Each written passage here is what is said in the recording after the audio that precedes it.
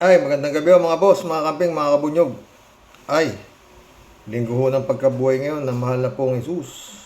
Ah, pakinggan nga, meron palang message itong si Sara Duterte sa BP Sara Duterte, Holy Week message, God save the Philippines. Putik yan. Pakinggan natin to.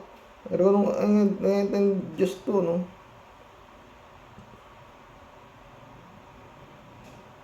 Vice President Sara Duterte is calling on the public to have faith and emulate Jesus Christ in order to overcome darkness amid what she says to be a time of heavy trials and growing division.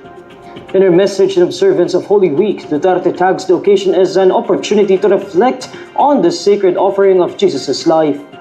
Habang dumaranas ang bayan ng matinding pagsubok at lalong lumalalim ang pagkawatak-watak, ang Kwaresma ay paanyaya para sa panahon ng Kayo, papamilya mo, nagwawatak-watak eh. Ano sasabihin nito? Mga pre, ano? Sa totoo lang, grabe ho ang kapal ng mukha nito mga to. Nakakaharap pa sila sa tao, sa dami ng ginawang problema nitong pamilya nito. Binaon ng Pilipinas sa utang, tawag dito, yung DepEd, yung 612.5 milyong hindi maipaliwanag kung saan niya dinala. Tapos haharap ka sa...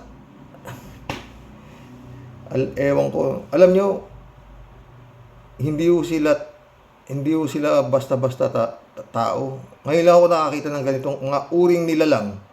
Oo. Malayo ho yung Presidente Marcos Sr. dito. Napakalayo. Iba to.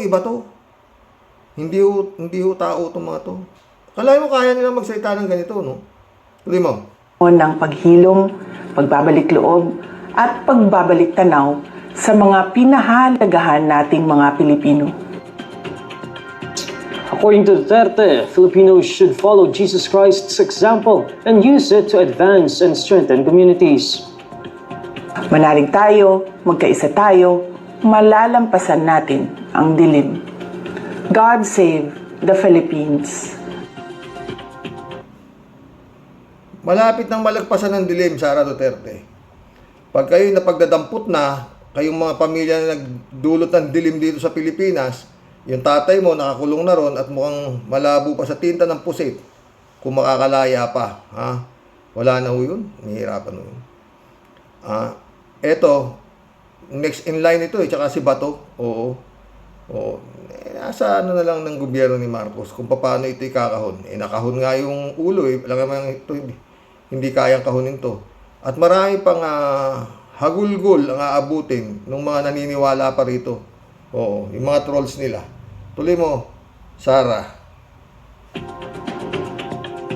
While the Vice President did not specify what particular hardships the country currently faces, her message for the Lenten season comes amid her family's worsening feud with President Bongbong Marcos and his administration. Vice President Duterte and President Marcos were running mates in the 2022 elections under the Unity Team. The Vice President left Marcos's cabinet as Education Secretary in 2024. A few months later, she veered that she assigned someone to kill Marcos, his wife Liza, and cousin Speaker Martin Romualdez in the event of her own demise. Ito nakita ko lang to sa YouTube. BP Sara at Sitio Duyanan. Ano to? Tarangnan, Samar. Grabe. Sobrang proud ang mga taga-Samar. Nasa bundok na si Inday Sara Duterte. Nakaabang na pala ang taong nagmamahal kay Inday. Ano to? Eto siya. Ayun, ngayon akit sa bundok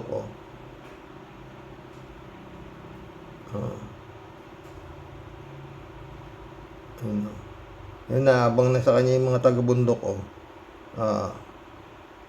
sisigawan sila yan Duterte. Yan May sound ho ito baka lang maka-copyright tayo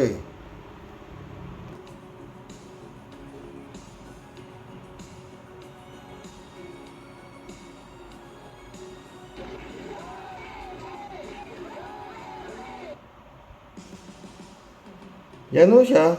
kung saan siya pupunta, mga boss. Ito, makinig na ho tayo kay Atty. Enzo naman to, no? Talo na naman ang motion ng defense team ni Duterte sa ICC. Pakinggan natin. Mga kabunyog, Meron ho itong 54,000 views. 6 hours ago. Bigyan tayo reaction dito mamaya. mga kababayan, eto, talo na naman yung defense team ni Duterte sa ICC. Ano ba ito? Parang hindi pa nga nagsisimula yung seryosong laban. Hindi pa yung actual na trial talaga, kahit mga simpleng motions pa lang. Denied na naman ang motion ng kampo ni Duterte. Yung legal team niya, yung pinagmamalaking magaling daw na Attorney, anong simpleng motion? Hindi simpleng motion sa kanila yan, sa mga abogado ni Duterte. Ang gusto mangyari ng mga abogado ni Duterte, mapauwi na si Duterte. At illegal nga raw, yun ang mga diskusyon nila na illegally arrested si Duterte. Yan ang pinagdudukdukan ng mga abogado niya na to na napakamamahal. Wala namang ibang argumento. Yun din ang argumento rito ng mga bataan ni Digong na ikinidnap ka. Di ba? Yan na nga sasabi. Pinapatunayan itong mga abogadong dollar ang binabayad na ang lalaki milyon-milyon. Yun din na sinasabi. Deny na naman. Di ba?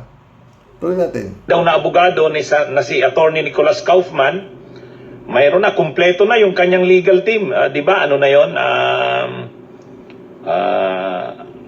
Ano na? 5 na, kumpleto na yung 5. Si Attorney Nicholas Kaufman saka yung kanyang associate.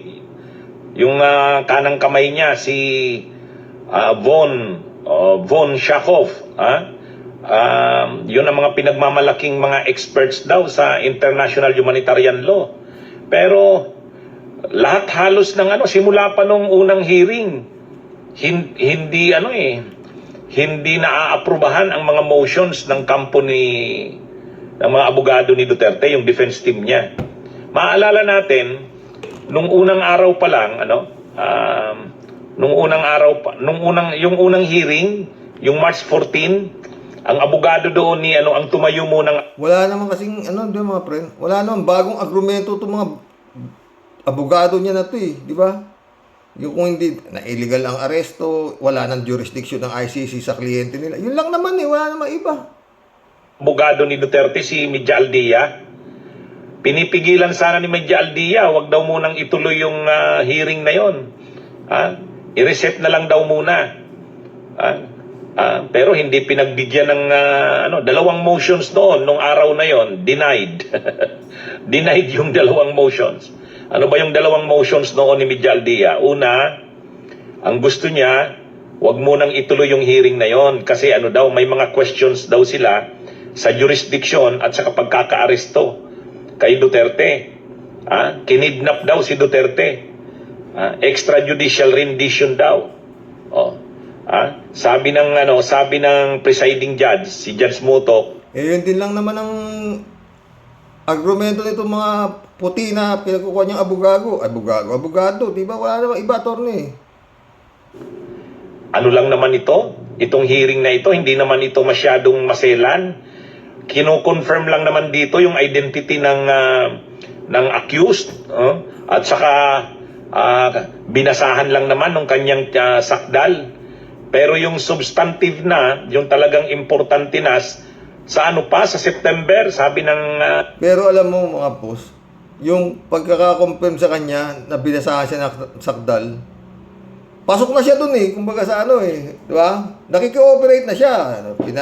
Binasahan ng sakdal, tapos yan yung pangalan mo, umpisa na yun, tapos na siya dun Magaling yung ICC, pitik lang siya, ikaw ba si ganito, ganun, ang lambing pa nung Judge Motok di ba? Dapat doon nagwawala ka na Digong. Paulit-ulit ako. Hindi ako makikabalik dito. What is your name? Puro na gano'n na dapat. Wala na to. Das napasok na siya. Tapos kumuha pa siya ngayon ng mga abogado para ipagtanggol siya. Wala na. Sabi ng korte, doon mo na lang erase yung mga issues mo. Kaya naalala nyo nung hearing nung March 14, yung unang hearing, may dalawang motion si Media Aldia. Una, wag mo nang ituloy yung hearing na yon. Pangalawa, wag kini-question niya yung jurisdiction at saka yung pagkaka-aresto kay Duterte.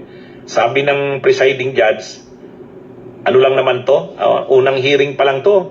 Iko-confirm lang kung ito nga bang accused na naaresto ay yung nakalagay sa warrant of arrest. Yun, kinonfirm. Pangalawa, yung sinasabing i-move, wag mo nang ituloy kasi nga na-violate daw yung mga rights ni Duterte at walang jurisdiction ng korte. Doon mo na lang niya yan erase sa September. Doon talaga yung substantive na mga usapan sa kasong ito. O ngayon, ano yung sinasabi kong na-deny na naman ngayon? Ang gusto ng mga abogado ni Duterte, wag i-recognize yung mga witnesses, yung mga testigo, at saka yung mga complainants, at saka mga testigo na kulang ng official IDs. Ang gusto kasi nila, ang kilalanin lang, ang i-recognize lang ng mga testigo, yung may official na government-issued IDs. Pag walang may present na government-issued IDs, hindi yun hindi kikilalanin, hindi dapat i-recognize. Yun ang motion ng kampo ng mga abogado ni Duterte. Gusto nilang maraming mga complainants at saka mga witnesses mabaliwala. Huwag paharapin sa korte, sa ICC. Huwag i-recognize. Kasi questionably daw ang mga identities. Para mapatunayan yung identities, dapat mag-present ng government-issued IDs. Medyo rin yun Masyado namang technical itong mga abogado ni Duterte. Alam niyo mga friend, ang pinakamatibay na ng prosecution, ebidensya ng prosecution, si Duterte mismo. Walang iba. Inamin niya na lahat yan sa Quadcom, di ba? Sa Senado, sa Kongreso, inamin niya lahat yan. Under oath, oo. Na siya talaga ang nagpapatay, siya lahat nag-utos. I take full responsibility. Lahat inamin na niya yan Yun ang hindi alam siguro nitong mga abogado niya na puti. May video conference. Pakikita ho yung video. 16 hours yata yung na yun. Doon, baka magsiuwi na ito. Hindi alam na ito siguro na may mga ganong video. Pag hiniharap yung video na yun, ano pa ang ididepensa mo kay Digong? Siya na mismo, pati may mga nandoon na. Bukas, punta na kayo dito, ICC, masipain ko pa kayo kung ano-ano sabi niya doon. Kaya ang magpapakulong sa kanya dyan sa ICC na yan, talagang siya mismo. Kumbaga yung mga testigo ng mga namatayan, mga ganyan-ganyan. Kumbaga sa pagkain, dessert na lang sila. Yung testimonya ni Digong, ang pinaka main dish, pinaka kanin, ang haba. Na talagang sipain ko pa yung ICC. Lahat ho yung mga pinagsasabi niya na yun, doon sa pagyayabang niya, doon sa Senado, sa Kongreso, under oath, at saka naka-video nga paano mo ngayon, maski na 30 yung abogado kukunin niya na yan, hindi kayang depensahan nyo, dahil siya ang akusado, siya rin ang testigo sa kanyang sarili, yung mga pinagdadaldal niya ron.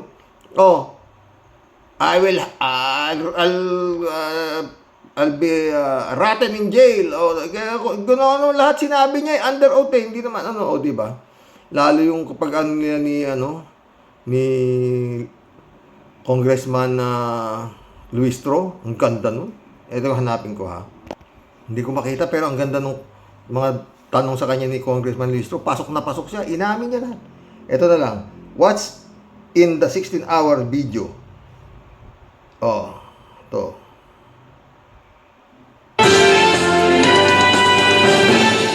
what's in the 16-hour video. ICC builds explosive case versus Duterte. The International Criminal Court's case against former Philippine President Rodrigo Duterte is gaining momentum, backed by thousands of pages of documents and hours of audio-visual material. ICC prosecutor Karim Khan has confirmed Mantakin mo yun, 16 hours video. Eh baka yung mga abogado niya kinuha niya, sabi ng mga abogado niya kinuha niya, puto. Wala na kapanalo talaga to eh. Wala na to. Oo. Pinaka nito, yun nga, kung masitensya siya ng 30 years imprisonment hanggang sa life. Oh. the preparation of nearly 9,000 pages of evidence and at least Putik yan. 9,000 pages of evidence. Ewan tayo ito mga kukuha niya mga abogado. Sa kukuha ito ng depensa doon sa 9,000 pages of evidence. Sige nga. Maski na hindi mo na ano, yun lang 16 hours video. Nito, puro video ni Duterte ito siguro. Yung mga pinag-amin niya sa Quadcom, na under oath nagyayabang siya, sipain niya yung mga ano ng ICC. at least 16 hours of audio and video recordings for Duterte's confirmation hearing. These materials, gathered from over 129,000 files, include testimonies, photographs, and language-specific documents in English, Tagalog, and Cebuano. 2 witnesses are expected to testify live with protective measures in place to ensure their safety. Khan also revealed that further evidence is still under review as the investigation continues.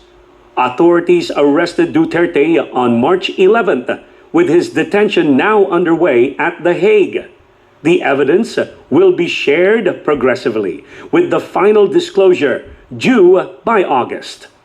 With a case built on extensive documentation and witness testimony, the ICC's confirmation hearing marks a significant phase in the ongoing investigation into alleged crimes against humanity. Ngayon, mantakin mo yun, wala na ho yan. Pero talaga buhay ng tao. Di ba, mga friend? Sino mag-aakala, di ba? Kapalaran, di ba? Hindi kasi siya tao eh. Halimaw kasi siya eh. Kung ano, kayabangan, galit siya sa droga. Sabi nila sa kanya, galit ka sa droga, ginuloko mo tao. Ikaw ang drug of all drug lords. At saka yun nga yung matabato sa Las Cañas. Kung dito, ginago yun. Ginago ho nila dito sa Senado eh. Nung mga senador, Kaya walang hustisya talaga makukuha dito. Talagang yan nga. Pasalamat kay Noynoy Aquino. At nagmiyembro siya dito sa International Criminal Court na to. Kung hindi, wala na. Finish contract. Yan lang. Parang kung tutuusin mga friend, yan ang naging pag-asa ni Bongbong Marcos na maano sila. Diba? Hindi, parang walang gustong kumalaw dito kay Digong eh. Diba? Tignan mo, pumunta sa Senado. Kongreso, ganun din. Tatapang ni Digong. Diba? File case and court. Kung makumbik ako, dito. Wala naman nagpapile. May nagpapile naman, hindi ba makalusot-lusot. Antimano. Lack of probable cause. Sabi. Franz Castro. Ang liwaliwanag nung kaso, grave threat eh. Wala. Wala ako talaga. Hindi lulu. Pero yan na nga. Umpisa na. Kumbaga sa sinoy-noy talaga bida rito. Kung hindi niya, diba? Pero yun nga, nasabi ko, si Noy-Noy din, kumbaga sa ugat na ito eh. Dapat ito talaga, nung umpisa pa lang to, hindi na nakaporma to, hindi na nakatakbong presidente ito si Halimaw na to eh. Kasi nga, late filing of candidacy ito. Kaya ito nakatakbo dahil substitute candidate ito. Substitute kay Dino na majority candidate. Pinayagan ng Comelec. panahon ni Noynoy yun, di ba? Pumayag sila knowing na the more the merrier. Oo, lalong lulusot si Rojas pag tumakbo si Duterte. Iba nangyari. Sinuportahan ng Ilocano nito si Haba na Baba. Ito si Amy Marcos. Sinuportahan siya, binigyan pa siyang pera dahil sa deal na ipapalibing si Presidente Marcos Sr. sa libingan ng mga bayani. Diba? Yun ang usapan. Yun naman natupad. Pero kung hindi tinulungan ng mga Ilocano to, talo to. Oo, kung hindi tinulungan nito si Amy, talo yan. Yan lang naman lamang niyan. Kay Rojas, hindi kagaya ng lamang nitong si Sara Duterte at si Bongbong Marcos. Talaga namang Sus Mariosep. 32 million boto. Wala ka namang makita nung nagrarally asan. Diba? Mga friend. Pero yun nga, God moves in a very mysterious way. Kung walang Noynoy Aquino, wala. Tapos na yung mga pinagpapatay. Ang hirap pa ho ng mga friend. Hanggang ngayon, yung Bantag, wala pa. Yung istorya ng 34 na sabungero na ni Balahibo, ni isang buto, wala na, hindi na alam kung anong nangyari sa mga kawawang mga sabungero na hindi dumaan ang due process, pinagkukuha at hindi na nakitang magmuli. Kumbaga sa desaparecidos, kagaya nung kay Marcos, nung panahon ni Marcos na may mga nangawala. Ito, iba, sabungero yung mga nangawala. Ang problema, yung mga iba walang kamalay-malay, mga tagabitbit lang ng karton, tagabantay nung cockhouse, ni walang kamalay-malay, mga boy lang nung mga big time na nagsasabong. Naku, pati ho yung damay. At sigurado, karumal-dumal ho ang naging pagkamatay ng mga yun. Hindi na nga ho nakita yung bangkay diba? Tsak nakarumal-dumal yun. Pinaamin pilit yun kung bakit, sino-sino mga kasamahan ninyo, mga ganyan, ganyan yan. Sindikato nga hiniring-hiring pa rin sa Senado yun. Nandun si Atong Ang. Wala rin nangyari. Diba? At hanggang sa mga oras na to, wala pa rin. Ang dami ng ipinail. Ano ba? Ni Senator Trillanes na mga kaso dyan kay Polong, kay Manscarpio, kay mga plunder na mga kaso, wala pa rin. Hanggang ngayon, wala pa rin. Taon na ho yan. Taon na. Hanggang ngayon, wala pa. Dapat yan, binibigay ng prioridad yan ang Department of Justice di ba? Dahil masyado ng gaya Sara Duterte. Yung impeachment trial niya, hanggang ngayon, mag-intay kayo kung kailan yan. Pero anyway, mukhang mauuna pa yan kaysa dito sa September Peto City kung hindi sa yung di ba? Mauuna pa yan kay Sara, pero yun nga, sa takbo ng mukhang yung mga bataan nito si Sara sa Senado, maski na sabihin mong kasalanan nito, buo na yung, lalo to si Kimo, acquitted na kay Kimo, acquitted na kay Bato, acquitted na kay Bongo, puro. Kaya nga, kung bakit wala naman silang immunity from suit, bakit wala pang lumalabas na mga sinampa ni Trillanes na mga kaso? Wala pa hanggang ngayon, wala pa, hindi pa umuusad. Di ba mga friend? Pag-usad nun ganyan kakakapal imposibleng walang makitang probable cause. Lalo yung mga plunder, yung mga drug smuggling, putik yan may mga testigo yan At pag sinabing may probable cause, arestado na yan. Yang Bongo, yang Pulong Duterte, Manscarpio, no bail. Ayaw umandar. Ewan ko na. Magkulam na tayo mga friend. Buhay ng tao. Hindi mo alam, Nagsawa sa kwarta, na puro pagnanakaw, ayan ngayon. Pero yun nga, Hindi gumagalaw. Ewan ko kung gaano katindi pa impluwensya nito, itong Duterte na to dito sa gobyerno ni Marcos sa ngayon, no? Oo. Hindi pa gumagalaw. Shout out Atty. Claire Castro, no? Anyway, panay naman, nilalabas naman na lahat. Yung mga ninakaw, grabe. Grabe mga ninakaw, lalo itong Sara Duterte, no? 125 million. 11 days po taragis na yan. 11 million isang araw. Grabe. Ewan ko. Yan, tatapik natin bukas maganda. Magkukulab pa po tayo eh. Oo. Sarap sana eh. Pumanaw na nga pala mga friends, si Nora Honor, ano? Ang buhay, ano? Tignan nyo lang, no, ha? Kaalain ba ni Nora Honor na yan ang maaabot ng kanyang titinda ka lang ng tubig sa release ng tren, eh, o, diba? O, kalain bang maging superstar yan? O. Kaya nga, hindi mo alam kung anong buhay. Galing kasi totoo mga friend, ang galing ng pagkakaano ng Panginoon, no?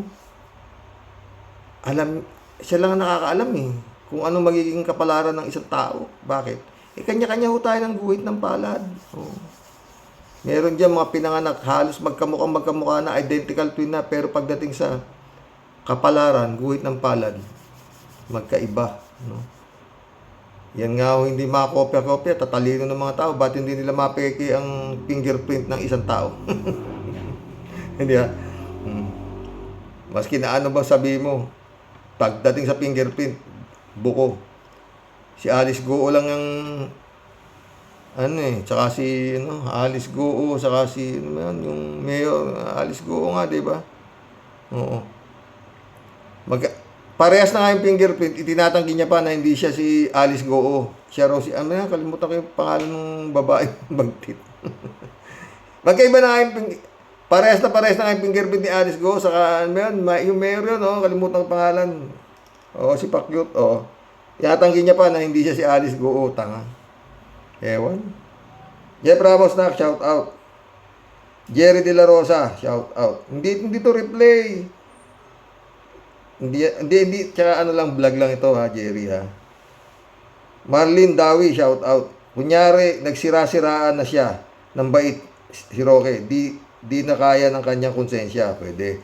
Yan din ang dapat isang depensa siguro ni Digong. Magbaliw-baliwan na siya dahil mas bagay naman sa kanya yung jok, baliw naman talaga, di ba? Kung ano ang pagsasabi. Ay mo, dami-daming tao ko, kwento niya kung gaano kahaba yung kanyang titi. Palak ba? Yeah! Sabi na ng mga gago. Puta. Ay, naku. Ewan. Ano? Putik yun. Rolando Gutayo. Kulang lang yan sa vitamin T. Hindi niya kasi kasama si Mr. Supranatural. Itong Harry Roque na to, yung kapalaran, no? Human rights advocate, ngayon naging ex-human rights na yung gago. Wala tibaya, shout out. Ay, buhay. Kalat ni ulit to. Judas, hey Jude, don't make it bad. Take a sad song and make it better. Remember to let her into your heart. Then you can start to make it better. Beatles yan Jokiano, shout out. Karox, Happy Easter. Happy Easter sa lahat ha. Jokiano ulit Ang dapat kay bakla, tadtarin ng pinong-pino. Dinakdakan ang labas ni bakla. Jab Alvaro, shout out. Magandang gabi sa Rox. Nabaliw na nga dahil sa pera at sa boys si Harrieta. Wala na. Ako tingin ko rin kay Harry Roque, talagang malaki na sayad eh. Oo. Pare-parehas naman sila eh. Walang puro panulak, walang pangabig. Oo. Yung Jeffrey Celis, yung si Pesa, yung babae, yung maitim. Oo, yung lintik din may sira. Oo. Basta lahat ng kapanalig nitong halimaw, talagang may mga diferensya sa utak. Librado Ludovico, shout out. Korek ka, Karox. Maluwag na ang tornilyo ni Roque. Butanding. Sayang ang pagka-abogado. Abogado. Basta napadikit kay Tandang Durian, Dutae. Yan ang resulta. Blessed morning, Karoque, and to our warriors. Watching from Edmonton, Alberta, Canada. God bless po. Stay safe and healthy. God bless. Lebrado. AJ Reyes, shout out ha. Sir Roque, dati may tama yan. Ganun talaga ang bakla na butanding. Lumala na ang tama niyan. Di ba galit si kay Duterte dati yan? Sinabihan pa niya si Digong na mamatay tao. Kaya ganun lang, sumobrang himod niya. At sip-sip, ganun lang yun, Sir Roque. Totoo, AJ. Nasiraan na talaga ng bait. Mundo Cheng. Ang hari ng mga Huda sa Pinas ay walang iba kundi si Digong na nagtraidor sa bayan, na pinagginakawan na halos ibenta ng bansa sa China, nangutang ng trilyon-trilyon at sa kanya lang napunta. At ang masakit pa, pati kalahi, pinagpapatay niya ng walang dahilan. Makita lang na strong man siya. Pinagpapatay niya yung mga nakatsinelas. Vincent Ray, shout out. Sa dami ng problema ni Roqueta, medyo toliro na ang utak niyan. Kaya di na makapag-isip kung ano ang kanyang gagawin. Kaya sa sobrang stress, lumuluwag na ang mga tornilyo sa utak at baka mabalitaan na lang natin ay baliw na siya. Yung baliw talagang hindi na kailangang ibalita. Talagang baliw. Baka yan. Hindi kaya magpatiwakal yan. Estrella Mikua, shout out. Umuwi ka na, Roque. Nag-iintay na si General Torre sa'yo. Di ba? Hindi na niya yan. Kaya nga sabi ko, di ba? Masyadong marami pang problema tong administrasyon ni Bongbong. Paano ikakahon lahat yung mga siraulo na yan. Oo, Mundo Cheng. Malinaw na ang INC ay isang kulto o sindikato na tulad din ng ibang reliyon. At ginagamit ang mga best actor na mga ministro o di kaya naman ay ang mga pastor kuno na may paiyak-iyak pa kunwari at pag hindi ka nakapag-samba, pupuntahan ka nila sa anong dahilan, baka umalis ka na sa INC. Malaking kawalan sa kanila kasi mababawasan ang kita ng INC at mababawasan din ang mga mahikayat na sumapi sa INC sa pamamagitan ng magagandang mga mabolang salita at sa mga bono at utu-uto na sunod-sunuran sa iisang taong anong katibayan na may nailigtas na sila sa pananakot nilang dagat-dagatang apoy. Mahirap sa isang tao ang walang sariling pag-iisip. Totoo yan, mundo. Totoo yan. Mahina pa ng palataya, kaya silang kunin ng salita ng... kaya si Kibulog po, appointed sa kanyang gonggong. Ang problema nga, putik yan itong Comelec na to. Pati si Raulo, pinatatakbo nyo. Nakakulong na nga si Raulo pa, pinatatakbo nyo pa. Ano ba? Ay, Garcia. Ramon Ponce de Leon, shout out. Member ng KOJC si Roqueta. Kaya ugali niya ay hindi maka-Kristiyano. Kahit mahal na araw, banat ng banat, hindi marunong mangiling. Totoo yan, Mamun. Whiskey buraot daw si Roque, sabi ni Enzo. Alisin yung letrang O. Ikaw, Whiskey Rick Panoy, shout out. Plano talagang patalsikin si Marcos ng mga DDS. Mulat mula pa. Totoo yan, Rick. Mundo Cheng. Mula nang naghudas yang si Roque at nag-isip-sip kay Digong, ay biglang naging milyonaryo at lalo na nang lumabas ang Pogo. Ang daming nabiling mga beach sa Bataan, mga lupa at bahay. Kaya nga hudas yan si Roque. Dating laban sa kasamaan ni Digong. Ngayon, parehas na silang hudas ng bayan. Ang tanong, hanggang kailan ka magtatago sa bayan, traidor na Roque, ha? Kailangan talaga talagang kailangan na talagang yung bangis ng palasap dito sa mga walang yan to Mundo Cheng. Ang mga ninakaw ni matandang Marcos sa bayan noong panahon niya ay barya lang kung ikukumpara sa mga dinambong o pinagnanakaw ni hinayupak na digong. Kaya malinaw na walang kapatawaran ang mga kawalang hiyaan ni digong, pati mga tuta niya. Totoo yan, mundo. Trilyon yan eh. Efrem, shout out ha. Hari to hell para maligo sa apoy, para maging crispy ang iyong hari to hell. Maligo sa apoy para maging crispy ang iyong balat na hindi tinatabla ng kahihiyan at pawang kasinungalingan ang nalalaman bilang abugago. Totoo yan, Efrem. Mundo Cheng ulit oh. At kung ako ang magpaparusa sa hayop na digong, sa hayop na digong na yan, ay ibibiting ko siya ng buhay, ng patiwarik at bibigyan ko ng tig-iisang blade ang taong bayan para siya ay balatan ng buhay at gilingin ng buhay kasama ni sina Bongo at Bato. Masyado ka namang harsh, batang lumintrit. Mundo Cheng oh.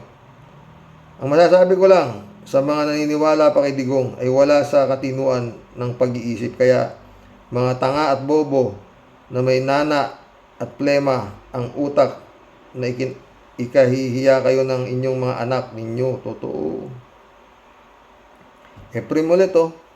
Bato sa utak, malalang cancer yan. Totoo. Mundo Cheng ulit oh. Si Trillanes ang dapat gawa ng ribulto dahil sa kanya nabunyag ang lahat ng mga kawalang hiyaan ng mga Duterte. Totoo yan. Saan yata yan? Mundo ulit oh. Kung ako si Amy, titigilan ko na lang ang pagsasalita laban sa kanyang kapatid na kapatid sa ina. Habang nagsasalita siya, lalo siyang nababaon sa kasamaan sa taong bayan. Tumigil ka na, Amy Lacson. Rick Panoy oh. Sa totoo lang, kawaryo, si Digong ang sumira sa tamang etiquette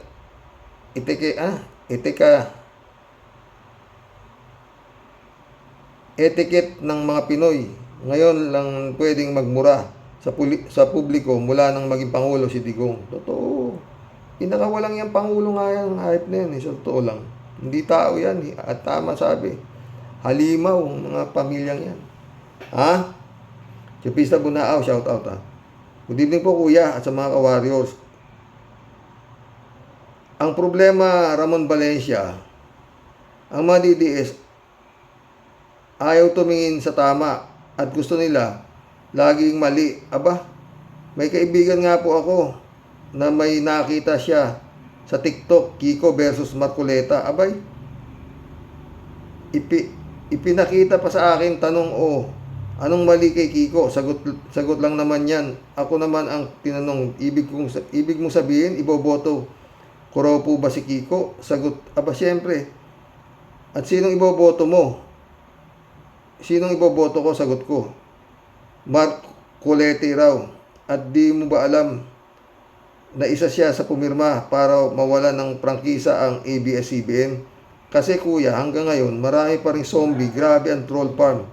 Ang galing magpakalat ng fake news. Totoo yan.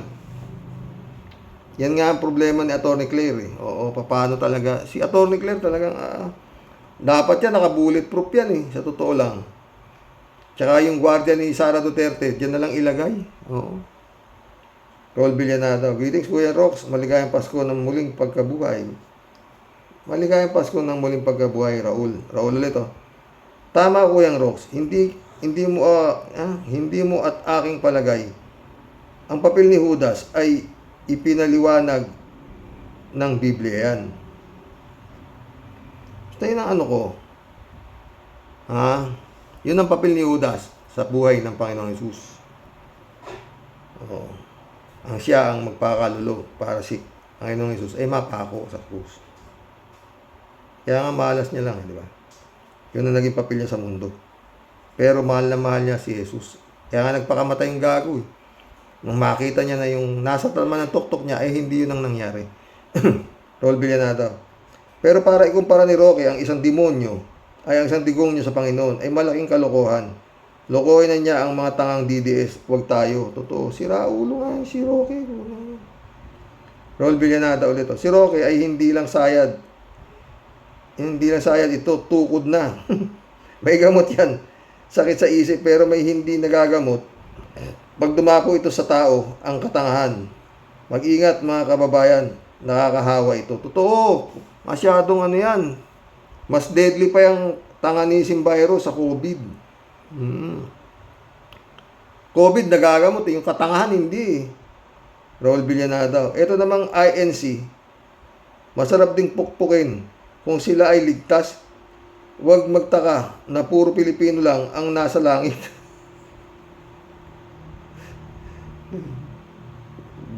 Ang dami nang naniwala dyan, Raul, na puta, grabe. Anong klaseng convincing power meron yan? Putik yan.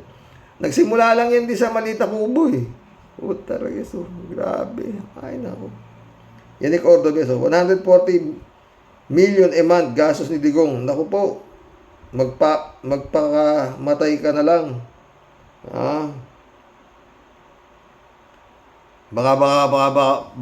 Pero baka hindi siya, malapit na Pasko, di ba? Ilang buwan na lang, papasko na naman siya, gago, puta. Tedo, pero sabi ni Ka Enzo, si Harry Roque ang Judas. Sa tingin ko naman, pati si Digong ay Judas. At ang mga mandaraya sa eleksyon ay mga Judas. Kung tutuusin, maraming Judas sa gobyerno at ang sa ating bayan rin. Kaya, dapat magbagong lubusan ang mga Judas para mapatawad ng Diyos. Sabi nga ng Panginoong Diyos, kahit kalit-liit ang kasalanan na hindi napagsisihan ay hindi tatanggapin sa langit. Kaya dyan naparusahan si Judas. Imbis na magsisi, ay nagbigti. Yun nga ang naging pagsisisi niya, Ted eh. Hindi niya nakinaya, kaya nagpakamatay na yung si Raulo. Kaya huwag masyadong maawa sa sarili. Marami ang nagkakamali dyan. Maigi na lang tayong patas sa salita, sa pag-iisip at gawa. Amen. Salamat sa pagkabuhay ni Jesus. Amen. Ted ulit Ang hirap naman kausapin pala ng ICC. Buwan kong sumagot. Kaya pala si Bato, di pa hinuhuli. Baka may nagtanong kung kailan huhulihin si Bato. Hanggang ngayon, wala pang sagot ang ICC. Pagod na ito sa pagtatago. Palagi ko, di na makatulog yung gago na yan. Sa totoo lang, Ted. Oo, si Bato. David Allen Mendoza. Good evening po, Karox. Malamang po na yan ang parusa ng langit kay Roque. Sinamba niya kasi si Duterte na batay nga sa kanya ay siya ang papalit kay Taning. Di ba? Kaya nga, pag pumalit siya kay Taning, alam na ni Digong kung sino ang right hand niya. Si Harry Roque. Friend Shelby Sapeda, shout out. Christian Sen, July 7 Alcantara, shout out sa inyo mga friend. July 7 Alcantara. Dolor Garcia, friend Amy Bingson, shout out. Eman Escalona, shout out sabi ni Tia Deli. Maligayang Pasko ng muling pagkabuhay ng ating Panginoon. Impong basyang Team Tia Deli. Pagbati sa iyo, Sir Rox, sa buong team Rocky Warriors the Great. Sa topic mo po today, Sir Rox, walang kamatayang butanding. Masasabi ko na lang po, kailangan niya pong mabasbasan ng agwa de vendetta at ng ang kanya pong utak na tulig humiwalay po sa pagkakaposes po ng malignong tiyanak. Totoo. Mas makapal pa po sa kalyo ng paa ang tibay ng kanyang dibdib at kapal na po ng kanyang pagmumuka, Sir Rox. Totoo. Kung ako po siguro ang kamag-anak niyan, baka di ko na po lalabas ng bahay sa sobra pong hindi na ako makakalabas ng bahay sa sobrang kahihiyan. Totoo. Wala naman pong naidulot na ginawang mabuti yan sa kundi maging dakilang buhayang kurakot. At grabe po siyang kahihiyan lalo na po para sa ating bansa. Totoo. Dahil po sa putragis na pinutukan ng lintik na ubod ng sinungaling na halimaw na yan. Malignong sugapa sa kwarta. Kung ako sa'yo, bumalik ka na lang Pilipinas. Tigilan mo na yung kakukuda mo dyan. Sa taong bayan sa Pilipinas ka humarap at doon mo idepensa yung kukote mong bulok. Dinadaan mo lahat sa kuda. Sino ba sa palagay mo ang naniniwala sa'yo, Aber? Yan mga nanin dyan sa dahig mo na. Ikaw din lang. Wag na toy, Ay nako, halimaw na butanding. Calling mental facilities. Sana po mapauwi na po itong halimaw na ito. At nang siya po mailagak na po sa dapat niya pong kalagyan na kulungan po sarap mo talagang hambalusin, buisit ka. Sagad na talaga sa buto mo. Kakapalan ng mukha mo, leche, kinam. Sobrang kapal, no? David Ali Mendoza ulit, oh. Karox, tumpak po kayo. Akala ko din atapang-atao si Digong. Yung pala, agago atae pala. Parang basang sisiw nung hinuli ni General Torre. Diba? Iniintay ko, David, wala man lang leche. Hindi ako, mga ganon sana, kagaya ng ginawa mo sa Senado. Wala ka talaga, Digong ka. Tama sabi ni Kawalde Carbonell, duwag ka. Tedo, kung gusto mong makarating sa langit, baliktarin mo lang ang mga ginawa ni Digong. Ligtas ka na. Ganon. Jane L. Seryoso, Xerox. Mukhang nagkakaroon na ng mental breakdown si Harry. Oo, matagal na, friend. Kasi nga naman, wala rin hinagap niya ang mangyayari ito sa kanya. Abogado di Campanilla siya. Mayaman, matalino, nakasandal kay Digong. Hindi siya basta-basta matitibag, but the Lord, si Lord ang kumilos para sila mapanagot sa mga krimen ginawa nila. Pag si Lord ang kumilos, harangan mo man ang sibat, mangyayari ang gusto ni Lord. Totoo yan, Jane ka, ha? Semay Kiano, shout out. Ako rin po, gusto ko transparency sa gobyerno. Lahat naman, di ba? Michelle Edwin, shout out, Mike, my friend. Ha? Jan Dimango, shout out, my friend. Sabi ni 3JCO po. Xerox, I'm sure na ito nang simula ng downfall ni Harry Roque. There is no other way to redeem himself, only if he surrender sa Philippine Authority at aminin niya ang lahat-lahat. There may be ma-redeem pa niya ang kanyang sarili niya. Mahirapan 3JC Hope Nakabaon siya oo. Anyway, baka pwede rin dahil nga. Pero ako hindi pa rin ako nagsasara ng marami pa hong babaligtad dyan. Imbang pag pinasok sila talaga ng Panginoon, kagaya na nangyari kay Las Cañas sa kay Motabato, di ba? Ang inaantay kong kumanta dyan, etong si Kibulog. Yan ang pinakaantay ko. Kakanta't kakanta yan. Yung hayop na yan. PJ show pala ito.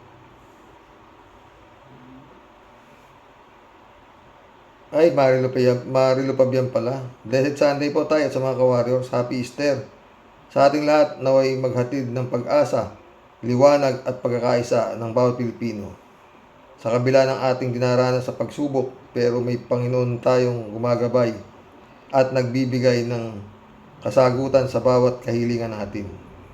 Mahalagang manalig tayong sama-sama na magtatagumpay sa kadiliman at makakamta natin ang hustisya at tungo sa magandang kinabukasan. Amen. Galing anak ko. 3J Shop ulit to. Minsan kasi Xerox, ang akala ni Harry Roque kaya niyang mapabagsak si BBM administration. Akala niya kung nakasandal siya kay Digong, may galamay naman talaga sa Pinas Enough na yon para mapabagsak niya si BBM. Kaso, pwede nga silang mapabalik sa Pilipinas sa pamagitan ng Interpol kasama si Maharlika. Diba? Tagal kasi, Pen Jane 3J Shop ulit. Xerox, panahon na rin naman ang dapat na extradite yung bruhang Maharlika na yan. Sobra na yung babae na yan. Nagpunta pa sa US Embassy para ireklamo si BBM etal. Wow ha. Siya pa nga ang may ganang magreklamo. Nabaliw na talaga silang dalawa ni Harry. O, marami sila yan eh. Yan sila yung mga anti-Hellcat. O, Badoy, si Badoy. Yung putya, yung mukha na kala mo kumakain ng ewan ha. Si Lorraine Badoy. Yan ang mga talagang ang gandang makita yung mga hayop na yan, makahon eh. Ha? 3JC pala. Sir Rox, anyari kay Libayan? Ayoko siyang tawaging attorney. Gusto ko nga i-content yan eh. Simple lang naman i-content ko dyan eh. Ano bang, attorney? Ano bang kasalanan sa'yo ni Attorney Claire at kino-content mo siya? Ha? Sa totoo lang eh, bilib dati yan si Attorney Libayan dyan eh. Mula nung kinuha siya ni Bongbong at nagpapaliwanag siya sa mga fake news. Aba, eto na naman si Libayan. Oh. Torne, si Tulpo ang anuhin mo. I-content mo. No? Na ang ganda, bilib ako sa iyo. Sa totoo lang, tapang-tapang mo. Pero bakit si Atty. Claire Castro? Tuloy natin kay Trio. Talagang lumabas ang tunay na kulay. Di ba noon ko pa sinasabi Duterte yan? Sobrang bastos naman kay Atty. Claire. Kung gusto ni Libayan maging Yusek din, antayin niya yung oras niya. Siya itong super yabang. Kumo yung mga kaso niya kay Tulpo halos na-dismiss hindi naman talaga mga kaso yun, kundi pang haras ni Tulpo sa kanya. Hinaharas din naman ni Libayan si Tulpo. Pareho lang sila mga bastos. Palibasa nga numero 1 bastos ang kanilang Puong Digong. Nakapit na naman tayo mag-isang oras mga friend. BJ Show ulit. Sir Rox, bumaba rin ang level nila Panelo, Harry Roque Gadon. Sir Rox, bumaba na rin sa level nila Panelo, Harry Roque Gadon itong si Libayan. Everyday Sunday shoutout. Basag na talaga ang pula ni Roque. Sobrang desperado na sa kalagayan niya. Nasisiraan na ng bait. Matagal lang sira bait niyan para sa akin. 3JC po ito. Hello Sir Rox, ano ba yan? Sabi mo, kung hindi dahil kay Judas, hindi mapapako sa krus si Jesus.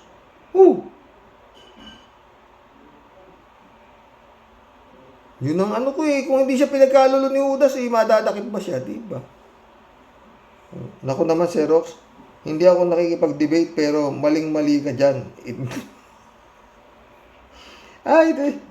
Una Sir Rox, hindi dapat nakapokus ang ating atensyon kay Judas, kundi kay Lord Jesus, na inialay niya ang buhay niya para sa ating kaligtasan. Totoo yun. Yun nga ang kanyang kapalaran eh. Kaya nga sabi ko, di ba?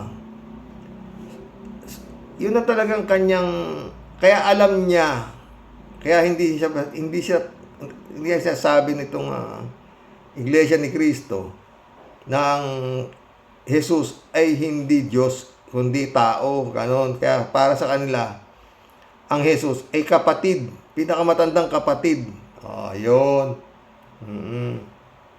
Kaya sa akin, sinasabi kong hindi siya tao, kung hindi siya sugo talaga. Bakit? Alam niya na nga kung anong magiging, niya sa mundo, ang kanyang magiging kapalaran sa mundo.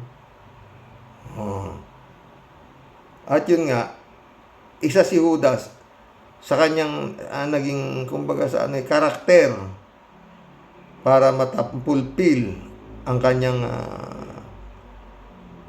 istorya sa mundong ito na magiging tagapagligtas siya ng sangkatauhan sa mga kasalanan, di ba? Tuloy natin tong kay Friend Jane, para sa ating kaligtasan, bago pa man ginawa ang mundo, nakatakda ng magkatawang tao si Jesus. Yun nga. At nakatakda na rin ang kanyang pagpapakasakit sa krus. Yun nga. Ito ay nasa Biblia. Itanong mo kay Pastor John Lagon. Naku, bukas magkikwento kami niyan. Sa bagay, Sir Rox, sabi mo nga, opinion mo yan. At hindi naman biblical. Peace tayo, okay, Sir Ross. Hello, Pastor John. Ikaw na. Sige nga. Sige nga. Tanong. Kung hindi ba ipinagkalulo nitong si Judas, mapupulot ba si Jesucristo? Hindi. Di ba? Kasi nga, binitray niya si Jesus with a kiss. You betray the Son of God with a kiss. Sabi ni Jesus sa kanya, di ba? Hinalikan nga niyo, kaya nga meron yung halik ni Judas. Yan. Ang problema, Trey J. Sopka, itong mga nahalikan ni Digong, mga naging Judas ang mga putik yan. Bong Tupa, shout out Matagal na sira ulo ni Roque, kaya nga hindi makauwi-uwi dahil baka idiretso siya sa mental. Totoo. Ito si Friend Jun, no? Hello, Manong Roque at mga ka-warriors. Joyful Resurrection Sunday po sa inyong lahat. Pasensya na po talagang busy ako ngayon. Sasagutin ko yung magagandang tanong mo bukas. Mahaba yan, Friend Jun. Mag-usap na lang tayo bukas. Oo, mas maganda pagkwentuhan natin yan tungkol dyan eh. Oo, totoo. Oy, mission accomplished mga boss ha. Oo. Muntik tayo na isang oras ha. Oo. God bless po, God bless ha. Oy, pasensya na ako kayo doon sa vlog ko to. Doon ko sa aking hipag yung sumunod na vlog ko kahapon. No? Anyway. Salamat doon sa mga comments nyo doon. No? Lalo si Tia Deli, sila, mga nag-comments doon na magaganda namang comments. Talaga naman, yun ho talaga yung kung anong comments nyo doon, yun ho ang mangyayari. Dahil nga ho yan, wala ho sa batas yan na pwedeng ipamana ng magulang lahat ang kanyang ari-arian sa isang anak. At yung ibang mga anak, walang maman. Ay, Grace Ingsay, putik ka. Maligo ka ng holy water. Hugok. God bless, mga friend. Good night. Hindi natin alam. Basta parati tayo, manalig sa Panginoon, magdasal. Huwag natin siya makalimutan. Hindi natin alam eh. Sa totoo lang, mga friend, walang nakakaalam ng anong ating magiging katapusan. No? Yun nga. Parating layo tayo sa anumang sakit at kapahamakan. Mga friend. Ganun lang. No? Hindi natin alam kung hanggang saan ang kandila ng isang tao. Diba? Yan mo si Juan Ponce Enrile. Hanggang ngayon di kaya nagchichicks pa yan. Ay, nako. Sari-sari. Meron dyan. Kinasal, ang patin. Ang rangya-rangya. Hiwalay din. Ang labas, hiwalay din. Buti pa kami ng misis ko, hindi pa kami kinakasal simbahan. Pero hindi kami nag-iwalay. 48 years. Pag naka 50 years, papakasalan ko na siya sa simbahan dito, sa Itiyagi. Diba? Never kaming nagkaiwalay, mga friend. 48 years. Christian say ka, tataka kayo. Palagay mo sa kapatid mo, baliw. Kung hindi ko to mahal, lumayas na to. Gago ba talaga? Sari-sari, mga friend. Pero yun nga, kapalaran ng tao, hindi mo natin. Nora-unor, titinda ng tubig sa release, tignan mo. Manny Pacquiao, kahirap-hirap, kita mo ngayon, magpipresidente pa yung loko, Pero mali ang, Manny yung pinapasok mong pinto. Mas maganda pa yung, parang gawin mo lang yung style ni Muhammad Ali, Manny Mayweather, nakakatulong sila. Pero hindi sila pumasok sa politika. Iwan mo ang politika, Manny Pacquiao. Wala kang maaan dyan. Lalo ka lang lalamunin ng pa. Yan, mga friend. Marami, meron dyan pinanganak, napakayaman. Namatay, pulubi pa sa daga. Diba? Okay. Kanya-kanyang guhit ng palad, mga friend. Pero yun nga, para sa akin lang, hanggang may maitutulong tayo sa kapwa natin at meron tayong sobra, bigay natin. May lumapit, humingi ng tulong, kayang matulungan, bigay natin. Di ba? Ganun lang yun. Hanggang bukas po muli, mga boss. 1 oras na po. Sarap makipagkwentuhan sa inyo. Sa totoo lang. God bless.